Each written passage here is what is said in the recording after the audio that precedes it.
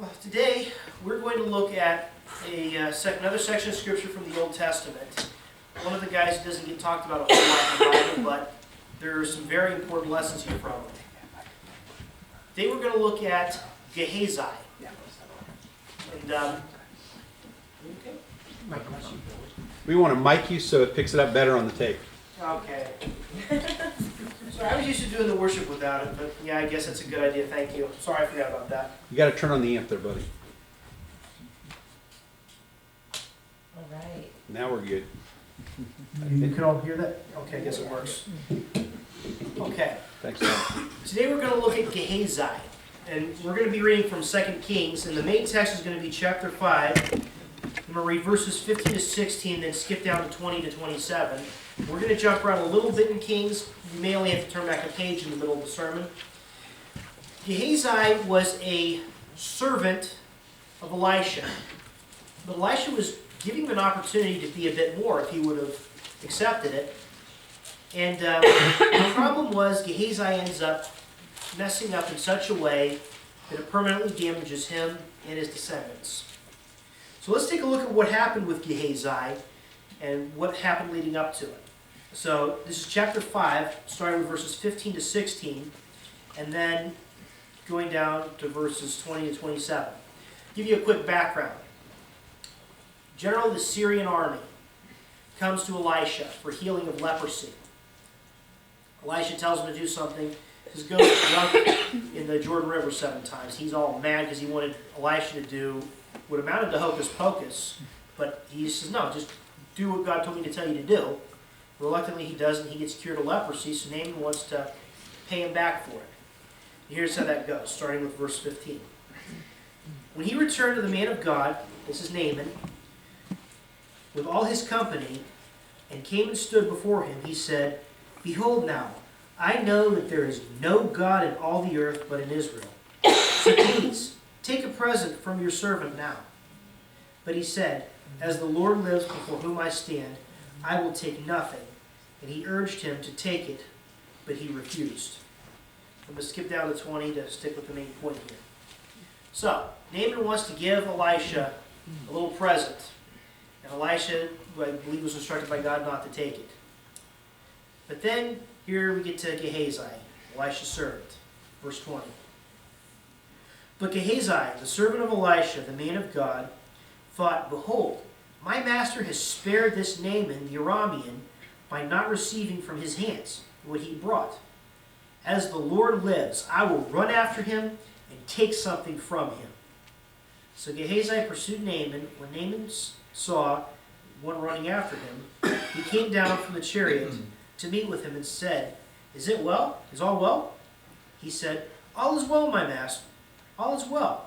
My master has sent me, saying, behold, just now 2 young men of the sons of the prophets have come to me from the hill country of Ephraim. Please give them a talent of silver and 2 changes of clothes. Naaman said, be pleased to take 2 talents. And he urged him, and bound 2 talents of silver and 2 bags of 2 changes of clothes, and gave them to 2 of the servants. And he carried them before him. Then he came to the hill. He took from their hand and deposited them in the house. And he sent the men away, and they departed. But he went and stood before his master, and Elisha said to him, where have you been, Gehazi? And he said, your servant went nowhere. Then he said to him, did not my heart go with you when the man turned from his chariot to meet you? Is it a time to receive money and to receive clothes and olive groves and vineyards and sheep and oxen and male and female servants? Therefore the leprosy of Naaman shall cling to you and your descendants forever. So he went out from his presence a leper as white as snow. So we can see the obvious thing that happened. Gehazi got greedy and he blew up horribly. But there were some other things leading up to this that we, I think, overlook whenever I've heard this story. So where did Gehazi start out? Was he just a servant of Elisha? Well, there are instances where Elisha says, hey, Gahazi, can you give this message to somebody? Can you go call this person for me? That was his servant work. Elisha really do that? No, he didn't. Elisha was taking this man under his wing.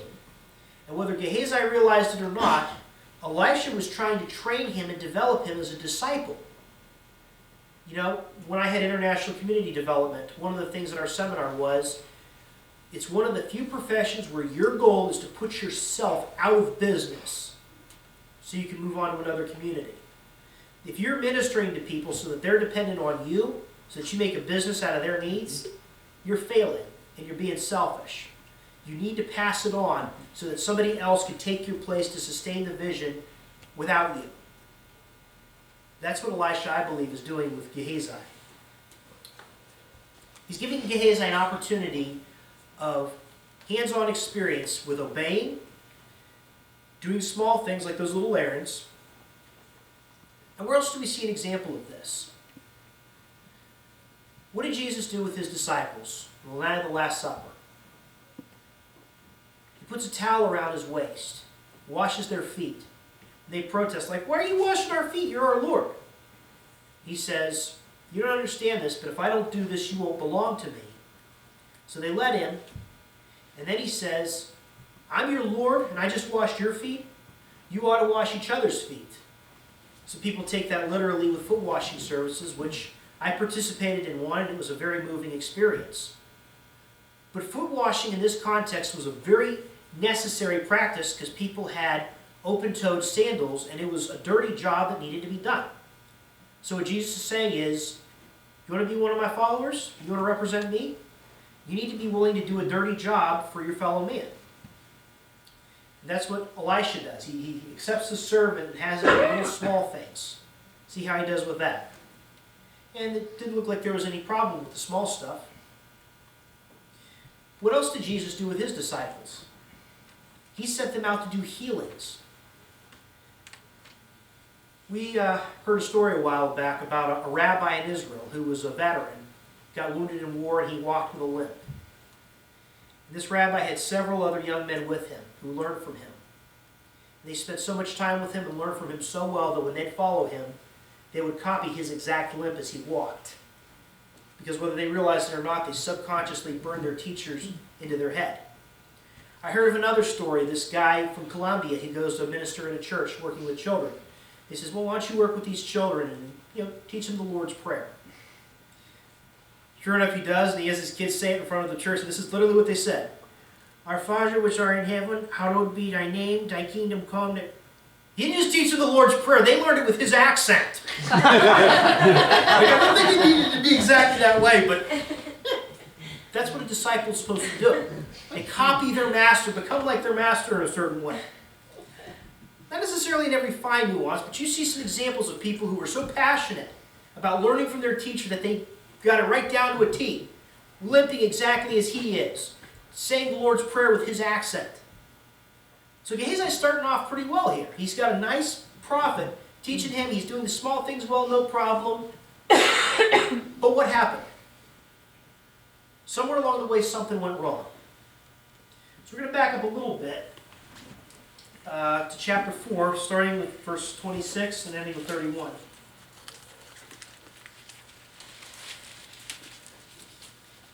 All right, verse 26.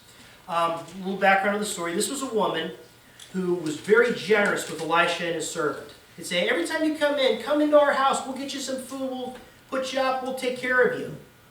And trying desperately to be a blessing to God's servant. So Elisha gave her a prophecy. She had a very old husband. She's probably advanced in years herself. That you're childless right now, but this season next year you're going to have a little baby boy. And she says, please do not lie to your maidservant. Please don't get my hopes up. And then it says, sure enough, she conceives and she has a son at exactly the time Elisha said she would. And then her son grows up. And one of these days he's complaining about a severe headache. And the servants have to take him into the house and he dies on his mom's lap. So now she's running to Elisha. And then this happens. $1,000 fine.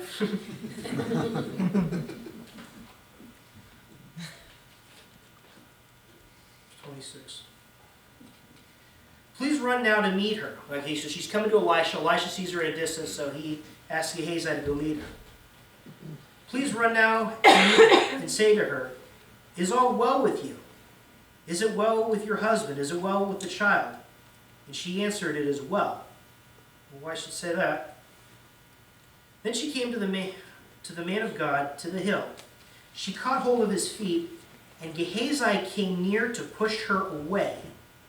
But the man of God said to her, let her alone. Oh, okay, before I read the rest of this, somebody comes to you, they're falling at your feet, and they're crying. What goes through your head? What do you think's going on with this person? Distressed. Something's wrong. They're very distressed, they're hurting. Why is Gehazi pushing her away? First of all, it shows a serious lack of compassion in his heart. And who's the boss here, Elisha or him? Elisha's the boss. He violated a boundary by telling a woman to get away from his master when his master could have very easily said it himself. And here's the other point, and we're going to go read more of this.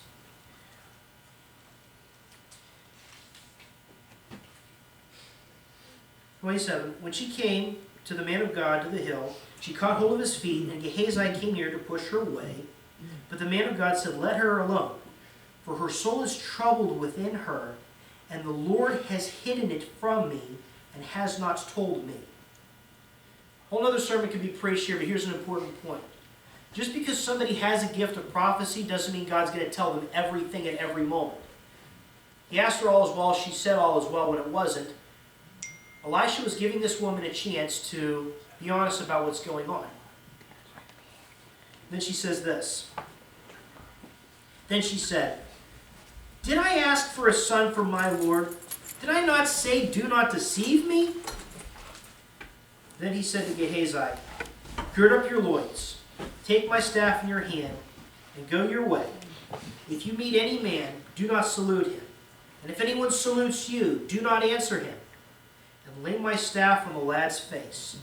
The mother of the lad said, as the Lord lives, and as you yourself live, I will not leave you. And he arose and followed her. Then Gehazi passed on before them, and laid the staff on the lad's face. But there was no sound or response. So he returned to meet him and told him, the lad is not awakened. And the rest of the story, Elisha has to put himself on the boy and do a miracle. And God allows the boy to be raised again from the dead, with Elisha doing it. Does anybody see anything missing here? Okay, let's examine this scenario. Elisha asks his servant to take an opportunity to do a miracle. Gives him specific instructions, sends him out. He goes and comes back and says it didn't work. The boy's still dead. So then Elisha does the miracle, but there's something missing here. Jesus has some disciples. They pray for a demon-possessed boy, and it wasn't working. So Jesus comes. He casts the demon out. And then after that, what happened? The disciples asked him, Lord, how come it didn't work when we did it? And then Jesus gave him an instruction. He says, this particular kind has to have prayer and fasting first. And that is what Jesus did for 40 days. And yes, he was God, but he cared about the example he set. Does anybody hear Gehazi asking that? Does anybody hear Elisha asking, Gehazi, did you do what I told you to do? Yeah, I did everything. You just ran straight there without greeting anyone. Yeah. Did anyone greet you and you didn't return it? Well, no. Did you put the staff on the boy's face? Yeah, I did everything. Okay, what might have been going on in your heart? Here's what's missing. We don't know what happened here. We just get that Gehazi went there, put the staff on, and then came back and said nothing happened. There's a lot of detail missing here. Gehazi had no desire to learn. And Elisha did not hold him accountable early on. That was a problem. That was a warning sign that was being ignored. Gehazi was still early in the game. He could have had things turned around in his life then. And it didn't get addressed. So in the big downfall story, what happened with Gehazi? What did he do? Gehazi was corrupted by greed. May have had an issue with pride. Ooh, I like having the title of being a servant of a prophet, or prophet training. It's entirely possible when he put the staff on the boy's face, I saw a depiction of this in a cartoon where he said, "Come on, Lord, I deserve this power." Possible, we don't know. Maybe he thought, I deserve paid better for what I'm doing. So he goes and lies to Naaman and steals from him. What is obvious is he disobeyed a boundary. The boss says, we're not taking money from Naaman. So what does Gehazi do? He goes behind his boss's back and goes and takes, in defiance of the authority structure, in defiance of what God said, and he has to lie and steal to do it. Gehazi no doubt had some pride, no doubt had some greed, and a willingness to be dishonest. Lies to Naaman and steals from him. Then his boss asks him, where have you been?